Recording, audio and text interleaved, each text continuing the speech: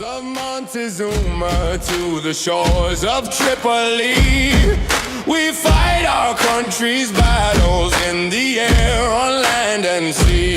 First to fight for right and freedom, and to keep our honor clean. We are proud to claim the title of United States Marine.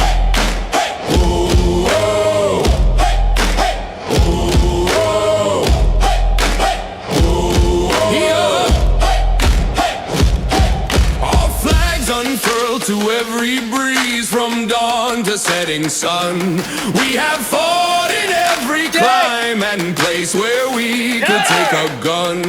In the snow of far-off northern lands and in sunny tropic scenes, you will find us always on the job, the United States Marines.